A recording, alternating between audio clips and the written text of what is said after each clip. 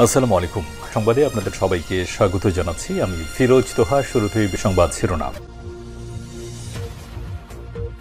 বাংলাদেশের সর্বশেষ গুরুত্বপূর্ণ আপডেট সংবাদে আপনাকে স্বাগত। শুরুতেই সংবাদ শিরোনাম, এরপর বিস্তারিত। শুরুতেই জানিয়ে দিব উপদেষ্টা মাহফুজের ফেসবুক পোস্টের প্রতিক্রিয়ায় যা বলল ভারত। অন্তর্বর্তী সরকারের উপদেষ্টা মাহফুজ আলমের ফেসবুক পোস্টের কড়া প্রতিবাদ জানিয়েছে ভারত। এমনকি এ বিষয়ে ঢাকার কাছে আনুষ্ঠানিক প্রতিবাদ জানিয়েছে দেশটির পররাষ্ট্র মন্ত্রণালয়। এরপর জানিয়ে দিব শিক্ষার্থীদের নতুন দল ঘিরে রাজনীতিতে নানা সমীকরণ। বাংলাদেশের রাজনীতিতে নতুন ধারা যুক্ত করতে শিগগিরই নতুন একটি রাজনৈতিক দল গঠন হতে যাচ্ছে।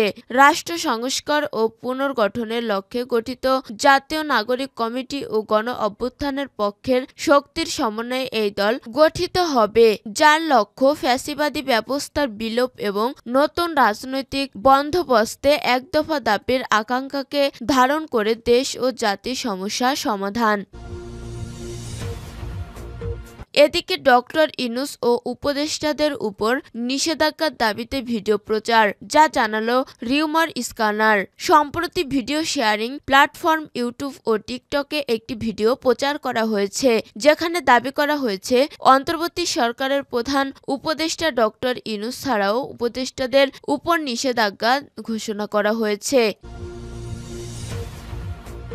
এরপর জানিয়ে দিব বিপ্লবী অংশগ্রহণকারীদের প্রতিনিধিত্ব ছাড়া এ সরকার ৬ মাস টিকবে না, বলল নুরুল হক নূর। গণ অধিকার পরিষদের সভাপতি নুরুল হক নূর বলেছেন, জাতীয় সরকার ছাড়া এ সরকার ৬ মাসও টিকবে না। তারা পরিচিত সার্কেল, বন্ধু বান্ধব, সহকর্মীদের নিয়ে উপদেষ্টা পরিষদ গঠন করছে। এদিকে নির্বাচন দাবিতে সরকারকে চাপে রাখতে চায় বিএনপি। নির্বাচনের সুনির্দিষ্ট রোডম্যাপ দাবিতে অন্তর্বর্তী সরকারের উপর চাপ অব্যাহত রাখবে বিএনপি। সরকারের তরফ থেকে এরই মধ্যে নির্বাচনের সম্ভাব্য সময়সূচির যে ধারণা দেওয়া হয়েছে সেটিকে অস্পষ্ট ও হতাশাজনক বলে মনে করে দলটি। এবং সর্বশেষ জানিয়ে দিব প্রাইভেট কারের ধাক্কায় বুয়েট শিক্ষার্থী নিহত, গ্রেপ্তারে ৩ জনের ডোপ টেস্ট পজিটিভ। রূপগঞ্জের ৩০০ ফুট এলাকায় শুক্রবার ২০ ডিসেম্বর দুপুরে প্রাইভেট কারের ধাক্কায় নিহত হন বাংলাদেশ প্রকৌশল বিশ্ববিদ্যালয়ের বুয়েট শিক্ষার্থী মুনতাসিম মাসুদ ২২। এ ঘটনায় গ্রেপ্তার ৩ আসামির ডোপ টেস্ট পজিটিভ এসেছে। নারায়ণগঞ্জ জেনারেল হাসপাতালে তাদের মাদক পরীক্ষা করা হয়, যেখানে তারা মদ্যপ অবস্থায় ছিলেন না বলে প্রমাণিত হয়েছে।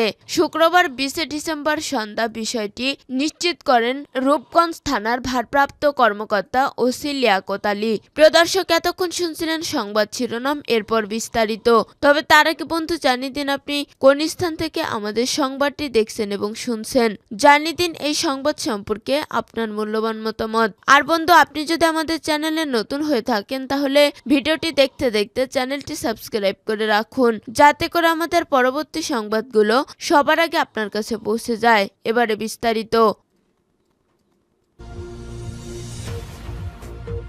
উপদেষ্টা মাহফুজের ফেসবুক পোস্টের প্রতিক্রিয়ায় যা বলল ভারত। অন্তর্বর্তী সরকারের উপদেষ্টা মাহফুজ আলমের ফেসবুক পোস্টের কড়া প্রতিবাদ জানিয়েছে ভারত। এমনকি এ বিষয়ে ঢাকার কাছে আনুষ্ঠানিক প্রতিবাদ জানিয়েছে দেশটির পররাষ্ট্র মন্ত্রণালয়। শুক্রবার ২০ ডিসেম্বর ভারতীয় পররাষ্ট্র মন্ত্রণালয়ের নিয়মিত সাপ্তাহিক প্রেস ব্রিফিংয়ে এসব কথা বলেন মন্ত্রণালয়ের মুখপাত্র রণধীর জয়সওয়াল। জয়সওয়াল বলেন, নয়াদিল্লি সংশ্লিষ্ট সকল প্রকাশ্যে মন্তব্য করার সময় দায়িত্বশীল হওয়ার পরামর্শ দিতে চায়। আমরা এ বিষয়ে বাংলাদেশি কর্তৃপক্ষের কাছে আমাদের তীব্র প্রতিবাদ জানাচ্ছি।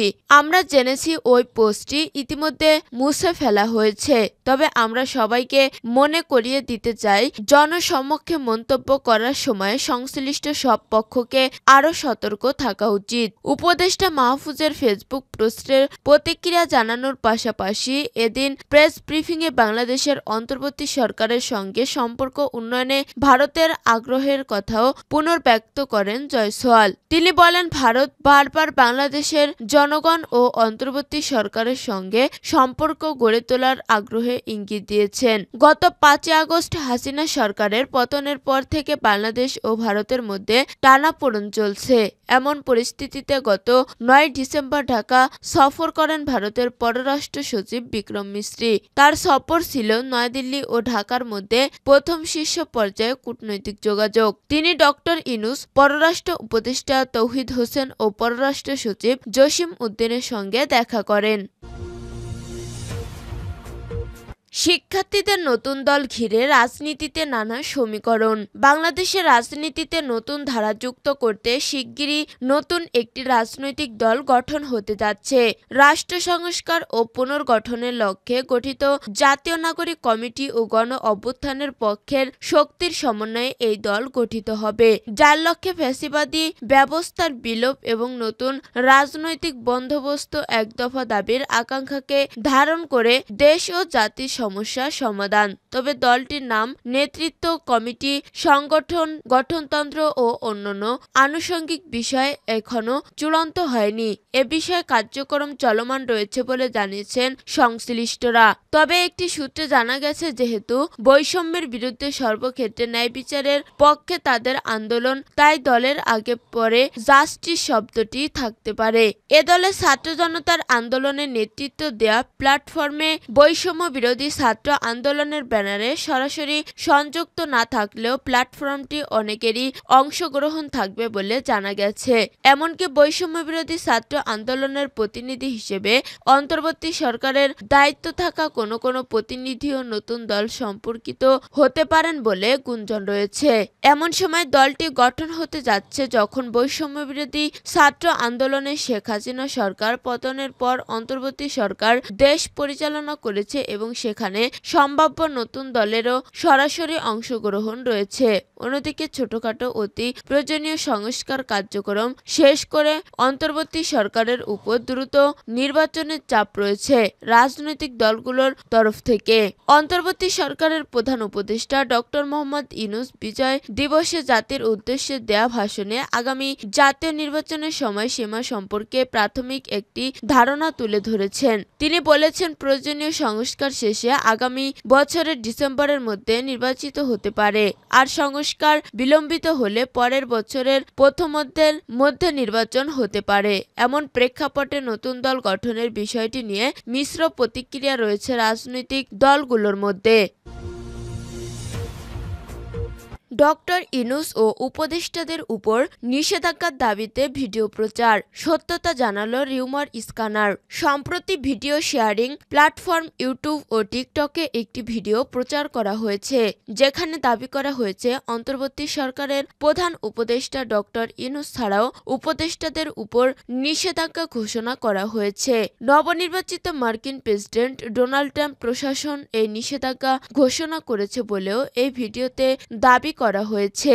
তবে ডক্টর ইউনূস সহ উপদেষ্টাদের উপর ডোনাল্ড ট্রাম্প এমন কোনো নিষেধাজ্ঞা ঘোষণা করেনি, বরং ভিন্ন কয়েকটি ফুটেজ ব্যবহার করে সম্পাদিত ভিডিওর মাধ্যমে ভুয়া এই দাবি প্রচার করা হয়েছে বলে জানিয়েছে রিউমার স্ক্যানার। প্রচারিত এই ভিডিওটির কিছু অংশের রিভার্স ইমেজ সার্চের মাধ্যমে সাংবাদিক মাসুদ কামালের ইউটিউব চ্যানেল কথায় একটি ভিডিও খুঁজে পায় রিউমার স্ক্যানার টিম। ওই ভিডিওতে ডোনাল্ড ট্রাম্প দায়িত্ব নেওয়ার পর বাংলাদেশের বিরুদ্ধে নিষেধাজ্ঞা আসবে কিনা এসব বিষয়ে খোলামেলা আলোচনা করা হয়। আলোচিত এই ভিডিওর সঙ্গে ইন্টারনেটে প্রচারিত ভিডিওটির কিছু অংশের মিল রয়েছে। মূলত এই ভিডিওর কয়েকটি অংশ সম্পাদনার মাধ্যমে ইন্টারনেটে ভুয়া নিষেধাজ্ঞার দাবিতে ভিডিও প্রচার করা হয়েছে।